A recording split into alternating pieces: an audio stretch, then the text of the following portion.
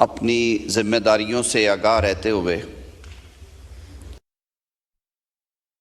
है तो उसमें डोमेन्स हैं, ज़ाहिर है जो लॉ एंड ऑर्डर है और सूबे के अंदर ख़ास तौर पे वो सूबाई हुकूमत का ही हक़ है और उसी का फ़र्ज़ भी है। लेकिन हम बिल्कुल इससे अलग थलग नहीं रह सकते। किसी भी हिस्से में कोई इस तरह का मामला हो तो वफाक की ये ज़िम्मेदारी है कि वो अपना फ़र्ज़ अदा करे और उसमें पॉलिटिक्स नहीं होनी चाहिए। मैंने पहले भी ये बात की थी कि वफाक के नुमाइंदे गवर्नर खैबर पख्तूनख्वा ने भी वहाँ पे ग्रैंड जिरगे के लिए तहर्रुक किया और हुआ भी। हमें ज़्यादा खुशी होती अगर सूबाई हुकूमत के इलेक्टेड जो हेड हैं वज़ीर आला खैबर पख्तूनख्वा अली अमीन गंडापुर उस जिरगे में शरीक होते तो एक पैगाम था ये वाइस वर्सा कि हम पाकिस्तान के अवाम के लिए मिल के बैठने को तैयार हैं और मिल बैठ के ही मसले हल होते हैं। आपने दवाओं के बारे में जो आज हदायत जारी की है, मैं अभी कैबिनेट मीटिंग है 3 बजे, मैं आपकी ये जो कंसर्न्स हैं कैबिनेट में भी रखूँगा। And sir rest assure that government of Pakistan is deeply watching this issue और हम डे टू डे उसकी वज़ीर आज़म साहब रिपोर्ट्स भी ले रहे हैं। वज़ीर दाखिला को भी क्लियर हदायत हैं कि वो अपना रोल पॉजिटिवली प्ले करें और सूबाई हुकूमत से राब्ते में रहें। जहाँ तक वफाकी हुकूमत की तरफ से किसी सपोर्ट का, किसी एक्शन का जब तकाज़ा किया जाएगा तो इंशाअल्लाह अल अज़ीज़ वफाकी हुकूमत अपना फ़र्ज़ अदा करेगी। मौलाना फजलुर रहमान साहब हमारे बड़े भी हैं, उनसे एहतराम का बड़ा रिश्ता है, ना सिर्फ मेरा बल्कि मेरी क़यादत का भी। और मेरे कायद मियाँ मोहम्मद नवाज़ शरीफ साहब और वज़ीर आज़म पाकिस्तान मियाँ शहबाज शरीफ साहब मौलाना के बारे में जो जज्बात रखते हैं वो मुझे यहाँ बयान करने की ज़रूरत नहीं। इस रिश्ते का उन्हें ख़ुद भी मालूम है, मैं भी गवाह हूँ बहुत सारी बातों का। राना सनाउल्लाह साहब तशरीफ़ रखते हैं, हमारा एक पुराना ताल्लुक़ है दोनों जमातों का भी और पर्सन टू पर्सन भी। तो इसलिए आपने मौलाना जो बातें की सर तस्लीम खाम, आप बड़ी खूबसूरत गुफ्तगू करते हैं खूबसूरत अल्फाज में। मैं अपनी इल्मी कामायगी का इदराक भी रखता हूँ और जो आपने पार्लिमानी अलूम या रमूज़ के बारे में मेरी कम इल्मी में बात की उस पर भी मैं कोई बात नहीं करूँगा। लेकिन आपकी तरह आइन के एक तालिब इल्म होने की हैसियत से थोड़ी सी क्लैरिटी के लिए एक तजवीज़ आपके सामने रखूँगा, हाउस के सामने।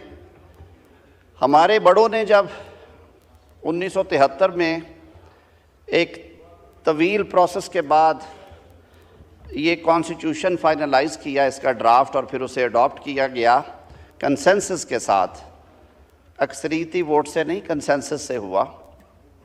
तो सारा निज़ाम चलाने के लिए मुल्की और पार्लिमानी हम इस आइन की तरफ देखते हैं। आपने सही फरमाया कि आइन में जो मैकेनिज़्म है उस मैकेनिज़्म के मुताबिक ही चीज़ें होनी चाहिए। पहले बिल की तरफ आते हैं। बिल्कुल जब 26वीं तरमीम के लिए हमारी इंगेजमेंट थी आपके साथ तो आपकी तरफ से कुछ चीज़ें आईं, 5 अमेंडमेंट्स थी वो आईन पाकिस्तान की अमेंडेड पैकेज में। और ये बिल जो कि पिछली हुकूमत में एक अनफिनिश्ड नामुकम्मल एजेंडा था, आखिरी हफ्तों में मैं भी आपके साथ इंगेज रहा, आपने कहा कि उसकी भी दुरुस्तगी कर दी जाए। तो बैठ के जो तय हुआ उसके मुताबिक सेनेट ऑफ पाकिस्तान ने भी इसे पास किया और इस ऐवान ने भी इसे पास किया और मैं यहीं पे खड़ा था। फिर मैंने, बल्कि एक तस्हीह होने वाली थी, टाइपोग्राफिकल एरर आई थी, वो तस्हीह भी कर दी गई जी, पास हुआ। आइन का आर्टिकल 50 पार्लिमान की तारीफ़ करता है। पार्लिमान क्या है? पार्लिमान सदर मुमलिकत, सेनेट ऑफ पाकिस्तान और कौमी असम्बली पर मुश्तमिल है।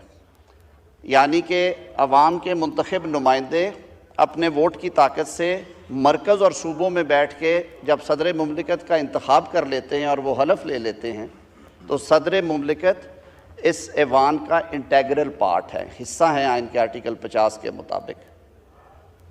सो जो भी कानून साजी होती है वो उस वक्त तक मुकम्मल नहीं होती जब तक उस कानून साजी पे सदर मुमलिकत के दस्तखत यानी कि उनकी असेंट, उनकी रज़ा शामिल नहीं होती और वो प्रोसेस इनकम्प्लीट रहता है। इस सारे प्रोसेस में जब दोनों ऐवानों से बिल पास हो जाए तो जो आखिरी ऐवान बिल पास करता है वो आपको मालूम है वो उसको अरसाल कर देता है वज़ीर आज़म को, क्योंकि वज़ीर आज़म लीडर ऑफ हाउस होने के हवाले से, हुकूमत के सरबराह होने के हवाले से रियासत के सरबराह को अपनी एडवाइस के साथ वो बिल भेजते हैं। मौलाना, ये वो जंक्चर है जहाँ पे आर्टिकल 75 ऑपरेशन में आता है और आर्टिकल 75 के दो हिस्से हैं। आर्टिकल 75 कहता है कि जहाँ पे कोई बिल प्रेजेंट किया जाए सदर ममलिकत को उनकी रज़ा के लिए, असेंट के लिए, वो 10 रोज़ के अंदर अंदर उस बिल पे अपनी रज़ा असेंट दे देंगे। या पार्ट बी उसका कहता है अदर देन मनी बिल, यानी कि बजट के अलावा वो उस बिल को वापस भेजेंगे मजलिस शूरा को, सर, स्पीकर या चेयरमैन को नहीं, मजलिस शूरा को, सर, पार्लियामेंट को, with a message requesting that bill or any specified provision thereof be reconsidered and that any amendment specified in the message be considered। तो वो हुक्म नहीं देते। एक खूबसूरती है पार्लिमानी निज़ाम की, कानून साजी का इख्तियार और हक इस ऐवान के पास ही रहता है। सदर मुमलिकत इस ऐवान का इंटेग्रल पार्ट, लाजमी जुज़्व होने के हवाले से अपने एक बड़ा रोल जो उनको दिया गया उसको आप एक बड़े बुज़ुर्ग का रोल कह लें, क्योंकि वो रियासत के सरबराह हैं, तो वो अपना पेरेंटल रोल इस्तेमाल करते हुए मैसेज के ज़रिए हमें भिजवाते हैं कि आप इन चीज़ों को देख लें। और ये प्रैक्टिस हम सारों के सामने बड़े अरसे से है और कई बिल ऐसे आए जिस पे देखा। जो एक प्रॉब्लम या कन्फ्यूजन आई वो ये कि जब 28 अक्टूबर का उनका मैसेज था सदर मुमलिकत का, स्पीकर ऑफिस को या सेक्रेटेरिएट को मौसूल हुआ, तो वो स्टेज थी जबकि वो मामला पार्लिमान के यानी कि जॉइंट सिटिंग में आ जाना चाहिए था, चाहे वो छोटा था या बड़ा था। आइन का आर्टिकल 75 का पार्ट 2 ये कहता है कि जब सदर साहब बिल रिटर्न कर देंगे मजलिस शूरा को तो फिर it shall be reconsidered by Majlis Shura parliament in a joint sitting. Sir, वो स्पीकर चेंबर में, ये मेरी ज़ाती राय नहीं है, ये आइन में लिखा हुआ है, तो वो उसको जॉइंट सिटिंग में रख देंगे और जॉइंट सिटिंग मौके पे मौजूद जो मेजॉरिटी है उसके मुताबिक उस बिल को पास कर देगी। जब मुश्तरका इजलास उस बिल को पास कर दे, अमेंडमेंट